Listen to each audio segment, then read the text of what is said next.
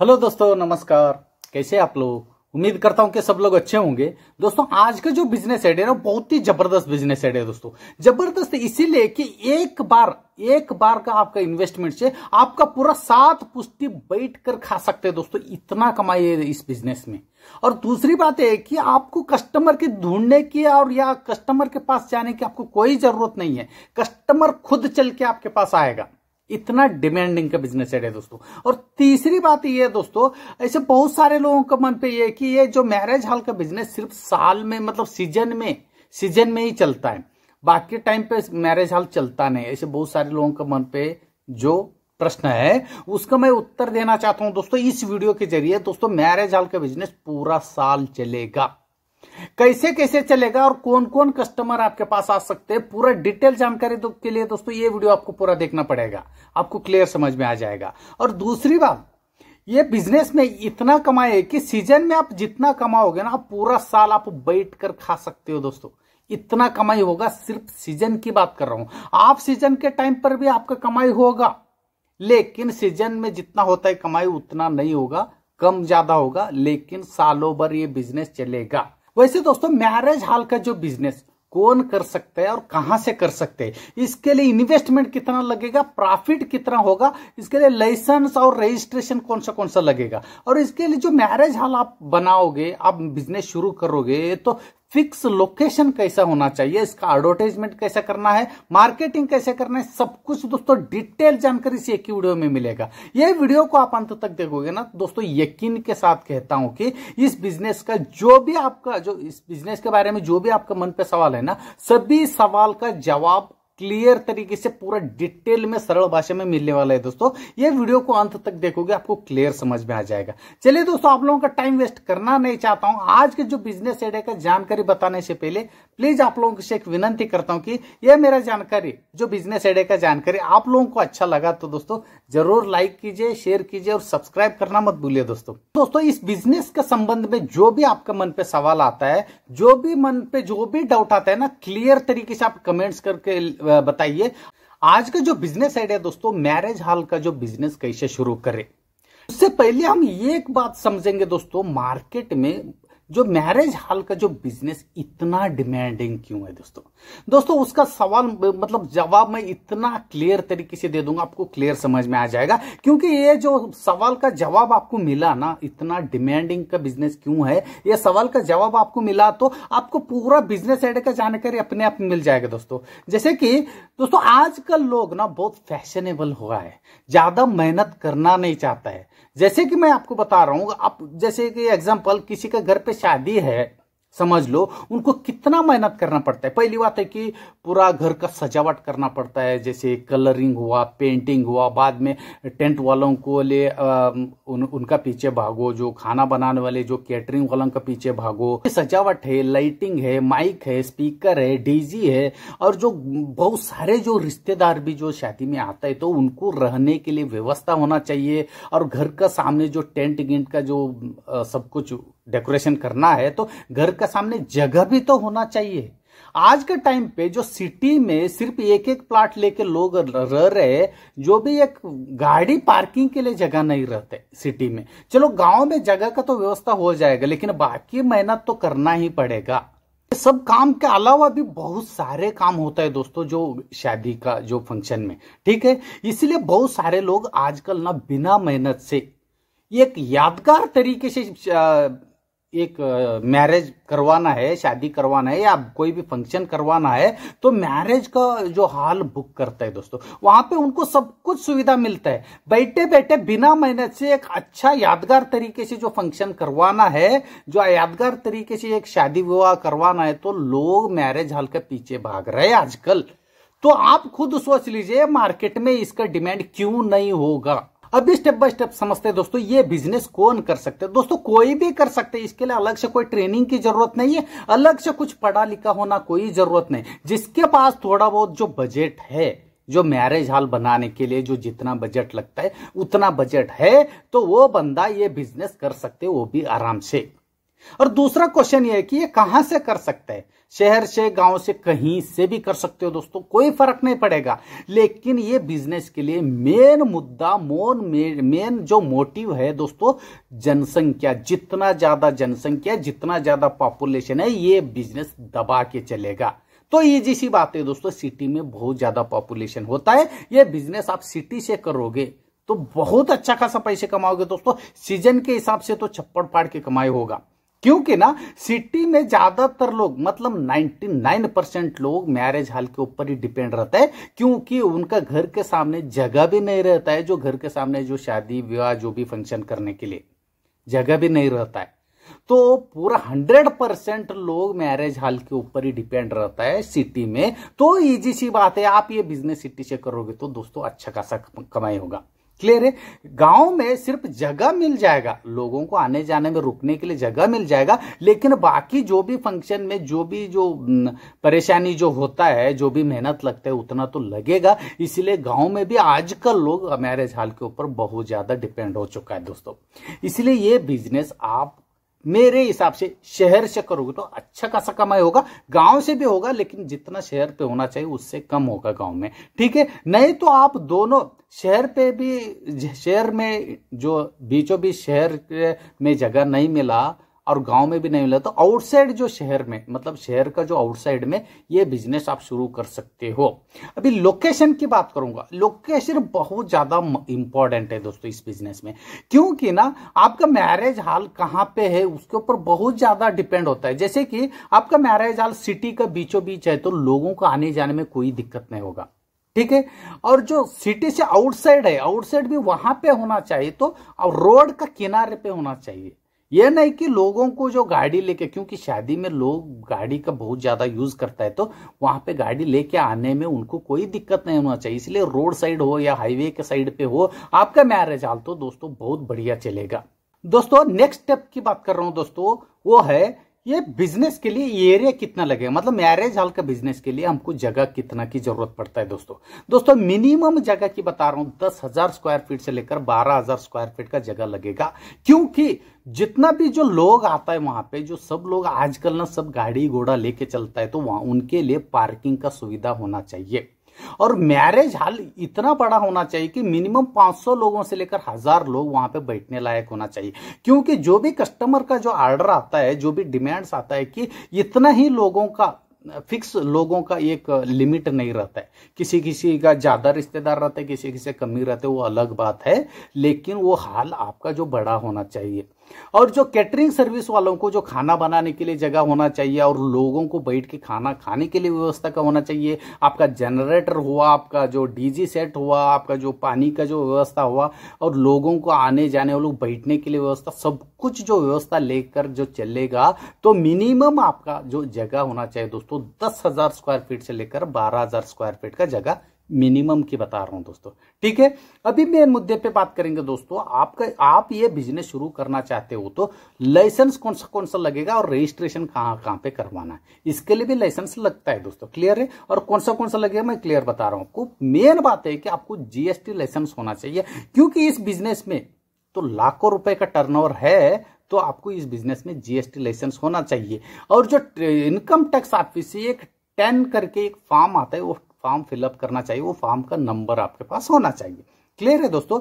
और दूसरा जो एनओसी ये है दोस्तों, पुलिस स्टेशन में आप एक एनओसी कराइए, एक रजिस्ट्रेशन कराइए, फलाना जगह पे हमने जो मैरिज हॉल बनवाया करके, वहां पे उनका नॉलेज में होना चाहिए, वो लोग एनओसी दे देगा। वो एनओसी इसीलिए दोस्तों, देखो शादी विवाह जो काम है, जो फंक्शन का जो काम है, तो बहुत सारे लोग आ जाते हैं। शादी हुआ में छोटा मोटा झगड़ा पिगड़ा होना तो कॉमन बात है, इसीलिए ज्यादा कुछ ऐसा हुआ तो पुलिस का सपोर्ट आपको लगेगा, इसलिए पुलिस स्टेशन में एक एनओसी लेना बनता है दोस्तों।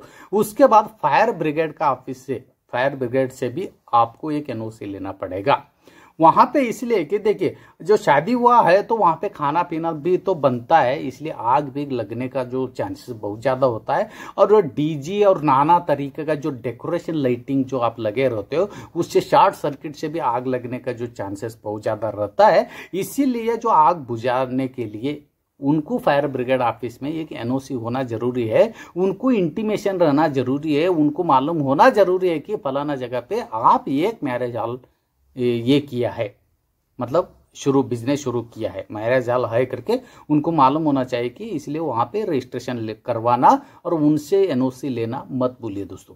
जर आप जो मैरिज हॉल बिजनेस के साथ साथ कैटरिंग सर्विस का भी आप बिजनेस करोगे तो बहुत अच्छा कमाई होगा दोस्तों। जर आपको कैटरिंग का सर्विस नहीं कराना है तो आपको प्रॉफिट में कम होगा, लेकिन साथ में ये करने से बहुत ज्यादा प्रॉफिट होगा। आप नहीं भी कराओगे तो भी चलेगा, लेकिन आप नहीं कराओगे तो जो भी मैरिज हॉल का जिस डेट पे जो बुक होता है मैरिज हॉल, उस समय आप खुद कैटरिंग वालों के पीछे भागना पड़ेगा। जब कैटरिंग का सर्विस आप खुद दे रहे हो तो किसी के पीछे भागने की जरूरत नहीं दोस्तों। और जो क्लाइंट है, जो ऑर्डर देने वाला जो कस्टमर है, खाने का अलग से, मैरिज हॉल का अलग से, लाइटिंग का, डीजे सेट का, उनका डिमांड के हिसाब से जो अलग अलग जो पैसा देता है वो सब पैसा आपको मिलेगा। जर आप ये सब कुछ सुविधा, ये सब कुछ व्यवस्था आप खुद करा के कस्टमर को दे रहे तो खुशी खुशी से आपको बहुत ज्यादा जो ऑर्डर भी आएगा, बहुत ज्यादा ऑर्डर है तो इजी सी बात है दोस्तों, कमाई भी बहुत ज्यादा होगा। जरा आपको कैटरिंग सर्विस का भी बिजनेस इसी में करना है तो आपको FSSAI लाइसेंस लेना पड़ेगा। FSSAI लाइसेंस वो होता है दोस्तों, फूड लाइसेंस होता है। हम लोग ये खाने पीने का भी व्यवस्था कर रहे हैं, जो भी खाने पीने का जो बिजनेस आप कर रहे हैं तो FSSAI लाइसेंस लगता है, ये तो आप लोगों को मालूम है दोस्तों। इतना ही लाइसेंस लगेगा, इतना लाइसेंस से आप ये बिजनेस शुरू कर सकते हो। अभी नेक्स्ट मेन मुद्दे पे बात करेंगे दोस्तों, इन्वेस्टमेंट कितना लगे। इन्वेस्टमेंट दोस्तों ये आपके ऊपर डिपेंड है। जैसे कि मैं बता रहा हूं, गांव से ये बिजनेस करोगे तो कम इन्वेस्टमेंट लगेगा, क्योंकि गांव में आपके जो नाम का जगह भी नहीं है, आप जगह भी खरीद लोगे तो भी वहां पे कमी रेट पे, गांव में कमी रेट पे जगह आपको मिलेगा। जर आप जगह रेंट पे लोगे तो भी कमी रेट पे रेंट पे मिलेगा जगह।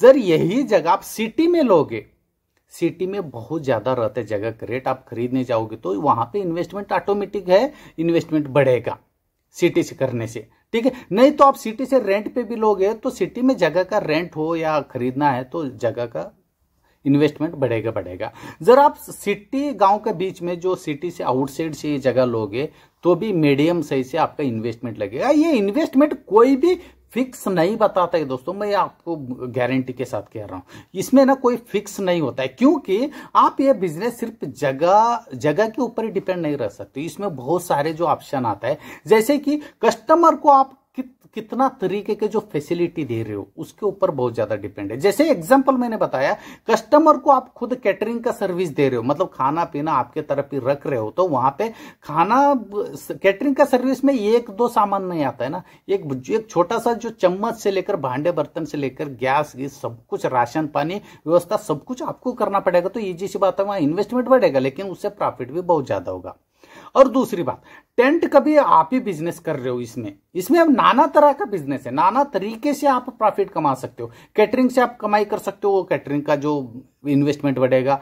अब टेंट का सब कुछ, टेंट का भी आप इसमें बिजनेस करोगे तो टेंट भी आपको इन्वेस्टमेंट बढ़ेगा टेंट का, लेकिन टेंट वालों का पीछे भी आपको कल भागना नहीं पड़ेगा। खुद आप जितना भी कस्टमर आएगा, कैसे भी उनको टेंट चाहिए आप खुद आप लगवा सकते हो, लेकिन टेंट का भी इन्वेस्टमेंट बढ़ेगा।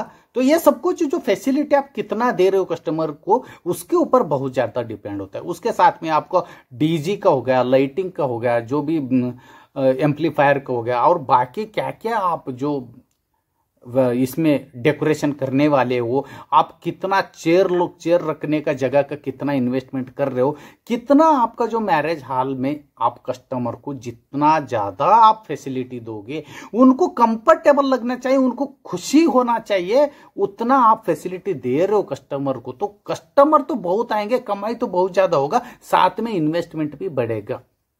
जो भी कस्टमर आपके जो मैरिज हॉल पे आएगा उनको खुशी होना चाहिए, उतना सब कुछ अरेंज आप करवा के, एक आर्टिफिशियल फ्लावर से लेकर लाइटिंग तक, डीजी सेट से लेकर जो वधू वर जो रहता है उनका स्टेज तक आप। और दूसरी बात है कि मनोरंजन के लिए, लोगों का मनोरंजन के लिए वहां पे म्यूजिक स्टेज अलग से होता है, जैसे कि दूसरा लोगों को म्यूजिशियन को लाके वहां पे गाना गिना वो लोग गाते रहते हैं, वैसे भी आप सिस्टम करोगे तो लोगों का ऑर्डर तो बढ़ेगा लेकिन इन्वेस्टमेंट भी बढ़ेगा। इसीलिए मैं पहले बोला था कि कोई भी इस बिजनेस में फिक्स इन्वेस्टमेंट इतना ही लगेगा, कोई बोल नहीं सकते दोस्तों। ये सब कुछ आपके ऊपर डिपेंड है, कितना आपके पास बजट है और आप कितना जो फैसिलिटी एंजॉयमेंट के लिए लोग जो आ रहे हैं, कस्टमर जो आपके पास आ रहे हैं ज्यादा से ज्यादा पैसा खर्चा करके, उनको आप कितना खुशी दे रहे हो फैसिलिटी के थ्रू, उसके ऊपर बहुत ज्यादा डिपेंड है दोस्तों। अभी मेन मुद्दे पे बात करते हैं दोस्तों, प्रॉफिट कितना होगा इस बिजनेस में। प्रॉफिट भी दोस्तों कस्टमर के ऊपर डिपेंड है, कस्टमर जितना आएगा उतना प्रॉफिट होगा। और कस्टमर तब आएगा आपके पास आप कितना तरीके से उनको फैसिलिटी दे रहे हो, उनका डिमांड के हिसाब से सब कुछ कितना तरीके से आप व्यवस्था करके दे रहे हो, उसके ऊपर कस्टमर आएगा, उसके ऊपर आपका प्रॉफिट होगा। मैं यहां पे एक बात बोलना चाहता हूं, ये जो बिजनेस आइडिया के लिए मैं सर्च कर रहा था, मैं ऐसे 2-3 लोगों को मैरिज हॉल वालों का जो ओनर को मैंने मिला था, उनसे मैंने लिया हूं जो ये आइडिया। वो लोग एक साल में कितना पैसे वो लोग कमाते हैं दोस्तों, लमसम वो लोग बताया कि मिनिमम 70 से 80 लाख रुपए एक सीजन में वो लोग कमाता है। जर सिटी से, मतलब मैंने पहले ही बोला था कि कस्टमर जितना आएगा उसके ऊपर डिपेंड है आपका कमाई, लेकिन सिटी में मैंने सर्च किया हूं, सिटी में मैंने जो मैरिज हॉल का ओनर को मैंने मिला हूं, वो लोग बताए कि सिटी में मिनिमम 70 से 80 लाख रुपए एक साल का वो लोग कमाते हैं। उसमें 20-30 लाख उनका जो हाथ में जो काम करने वालों को भी वो लोग पेमेंट दिया, बाकी छोटा मोटा जो मेंटेनेंस कराया। क्योंकि ना वो लोग सिटी में क्या होता है, सब कैटरिंग का सर्विस उनके तरफ रहता है और जो टेंट हाउस का उनके तरफ रहता है, सब कुछ व्यवस्था वही लोग करता है।